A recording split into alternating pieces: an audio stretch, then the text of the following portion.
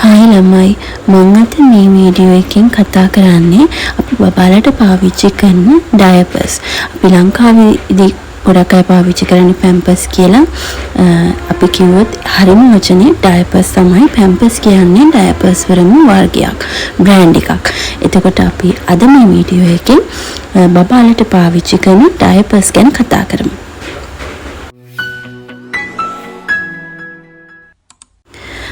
සමා වෙන්න ඕනේ මේ වීඩියෝ එක කරද්දී අපේ පැත්තට හොඳටම වහිනවා. සද්ද ඇහෙනවා නම් ඒකට මුලින්ම සමාවිල්ලනවා. අපි දැන් ඩයපර්ස් ගැන කතා කරමු. මුලින්ම මේ වීඩියෝ එකේදී ඩයපර්ස් ගැන සහ දෙවෙනි කොටස විදිහට මම පාවිච්චි කරපු ඩයපර්ස් ගැන ඔයගොල්ලන්ට රිවිව් එකක් දෙන්නම්. ඒ මගේ පෞද්ගලික අදහසක් විදිහට. ඔයාලට සමහර විට මගේ පුතාට පාවිච්චි කරපු ඩයපර්ස් හොඳ නැති ඒවා ඔයාලගේ දරුවන්ට හොඳ වෙන්න පුළුවන්. මගේ පෞද්ගලික අත්දැකීමෙන් තමයි මම මේ වීඩියෝ එක කරන්නේ. ලංකාවේ අම්මා කෙනෙක් විදිහට මම බහුතරය දකින්නේ අපේ ලංකාවේ අම්මලා බබාලට නැපීස් පාවිච්චි කරනවා.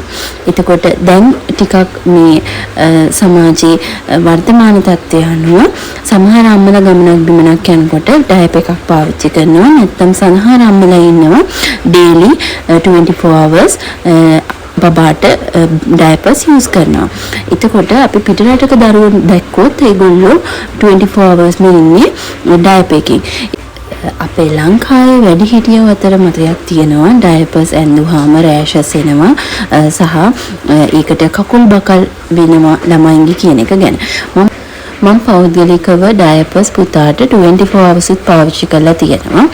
දැන් නම් එයා ටිකක් මාස 7ක් විතර හින්දා මම එයාට දැනට රැට විතර යන්දන්නේ. දවල් කාලයේදී එයා ඩයපර්ස් යූස් කරන්නේ නැහැ. හැබැයි ඇත්තටම කියන්න ඕනේ මම කවදාවත් පුතාට 24 hours ඩයපර්ස් පාවිච්චි කරලත් රෑෂ් ක්‍රීම් එකක්වත් ඩයපර් රෑෂ් ක්‍රීම් එකක්වත් මම යූස් කරේ නැහැ. හරි මම දැන් කියන්නම් අපිට ඩයපර් එකක් පාවිච්චි කිරීමෙන් අම්මට ලැබෙන වාසි මොනවද කියන එක ගැන. පොඩි බබාලට හොඳ නිින්දක් ඇත්තටම ලැබෙනවා ඩයපර් එක යූස් කිරීමෙන්. නැත්නම් යාලා හැම වෙලෙම දාන පාරක් ගානේ යාලා නැගිටිනවා. එතකොට අම්මටත් ඒක අමාරුයි සහ බබාටත් ඒක අමාරුයි. ඒකින්ද අම්මගේ මනස සැහැල්ලු වෙන්නත් දරුවට හොඳ නිින්දක් ලබා ගැනීමටත් දෙකටම ඩයපර් එක යූස් කරන එක ගොඩාක් ඇත්තටම පිටුවහලක් වෙනවා. මම ඒක අත්විඳලා තියෙන දෙයක්. එතකොට තව කියන්න ඕනේ ගමනක් බිමනක් යනකොට ළමයාට උනත් පහසුයි ඩයපර් එකක් යූස් කරන එක. සමහර ළමයි ඉන්නවා ඩයපර්ස් යූස් කරලම නැති වුනහම එයා ෆස්ට් ටයිම් ඇඳුවාම ඒක ඇඳගෙන ඉන්නේ නැහැ. ඒක ඉරන්න බලනවා, ඒක ගලවන්න හදනවා. එතකොට අපි බබාට මුල් කාලේ ඉඳලම ඩයපර්ස් යූස් කරාම එයාට ඒක පුරුදු වෙනවා සහ අපිටත් ඒක පහසුයි, ළමයාටත් ඒක පහසුයි. අනිත් එක අපි ගොඩක් දන්නවා වැහි අපේ ලංකාව නම් බැස්ස කාලේ ගොඩක් වැඩි තියෙන පැති තියෙනවා. එතකොට වියලි කාලේ වැඩි පැතිත් තියෙනවා. එතකොට අපි නැපි පාවිච්චි කරනවා නම් බැස්ස කාලෙකදී අපිට ඒක වේල ගන්න අමාරුයි.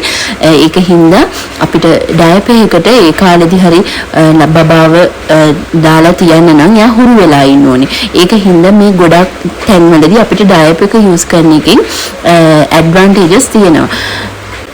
ඕකේ මම දැන් කලිනුත් කිව්වා මගේ බබාට මම ඩයපර්ස් යූස් කරලා 24 hours මම යාට රෑෂ් ක්‍රීම් පාවිච්චි කරේ නැහැ කියලා.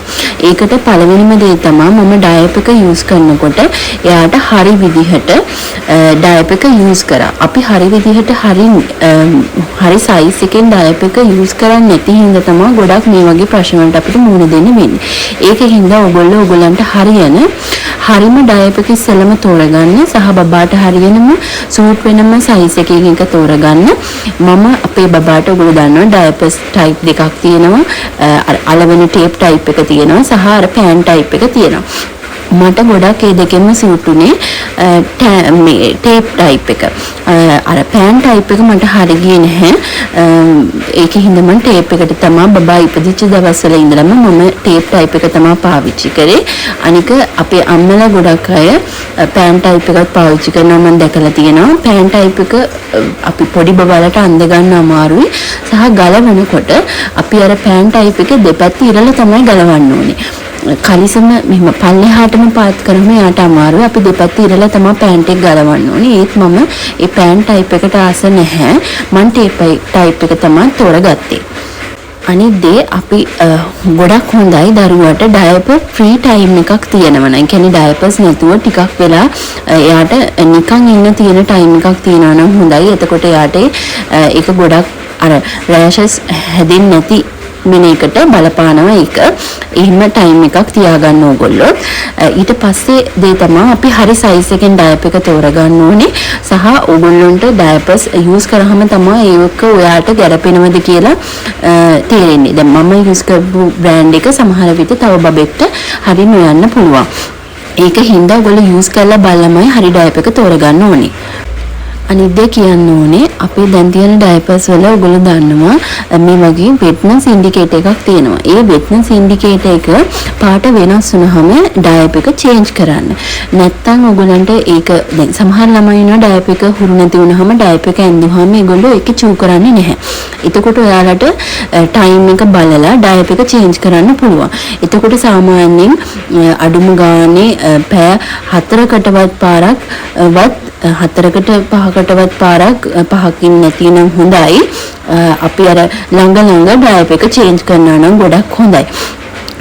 දැන් අපි කතා කරමු මම පාවිච්චි කරපු ඩයපර්ස් වර්ග බ්‍රෑන්ඩ් සහ ඒවා මට කොහොමද උදව් වුණාද නැත්නම් ප්‍රයෝජනයක් නැද්ද කියන එක. ෆස්ට් එක විදිහට මම ගන්නේ බේබි ෂෙරමි එක. ලංකාවේ හොඳ බ්‍රෑන්ඩ් එකක් සහ මම පාවිච්චි කරපු හොඳම වර්ගයේ බ්‍රෑන්ඩ් එකක්. හොඳට ඉඩ තියෙනවා. දරුවට ඔයගලන්ට පෑන්ට් එකෙන් ටයිප් එකෙන් උනත් ටේප් ටයිප් එකෙන් උනත් ගන්න පුළුවන් සයිසස් තියෙනවා. ඕන තැනක අවైలබල් ගන්න. ඒක හින්දා ගොඩක් හොයාගන්නත් පහසුයි. මිලත් අපිට සාමාන්‍ය විදිහට දැරිය හැකි මිලකට තියෙනවා. ඒක හින්දා බේබි ෂෙරමි එක මම හිතනවා හොඳයි කියලා ලංකාවේදී ගන්න. දෙවෙනි එක වෙලෝන කඩල්ස්. වෙලෝන කඩල්ස් එකත් හොඳයි. හැබැයි ටිකක් මිල අධිකයි. ඕගොල්ලන්ට ඒක ගන්න පුළුවන් උත් හොඳයි. ඒ වුණාට මම කවදාවත් බබාට කියන්න ඕනේ ඕවර්නයිට් ඩයපර්ස් පාවිච්චි කරලා නැහැ. මොකද ඕවර්නයිට් ඩයපර්ස් මම හිතන්නේ පැය 10ක් 12ක් වගේ එතන කියලා තියෙනවා දාන්න පුළුවන් කියලා. මම ඒ වගේ ඩයපර්ස් බබාට යූස් කරලා නැහැ.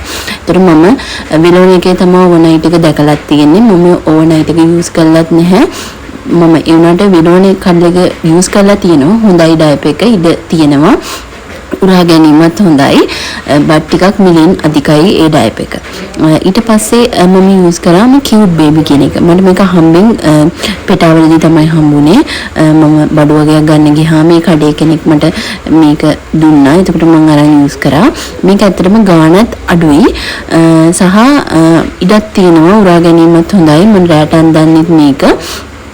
එතකොට බබාට මම ළඟදී තමයි මේක පාවිච්චි කරන්න ගත්තේ. මේකත් හොඳයි. ඒතර මම මේ ප්‍රොඩක්ට් එක තමයි බබාට යූස් කරලා තියෙන්නේ. ඕගොල්ලන්ට සමහර විට මේව හරි නොවෙන්න පුළුවන්.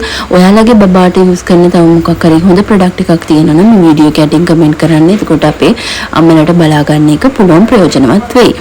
එතකොට මම කියන්නේ මේක මගේ පෞද්ගලික අදහස. බ්‍රෑන්ඩ් ප්‍රොමෝට් කිරීමක් වෙන්නේ නැහැ.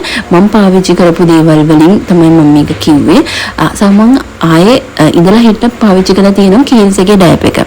ඒක හොඳයි. හැබැයි ටිකක් උරා ගන්න එක ටිකක් අඩුයි.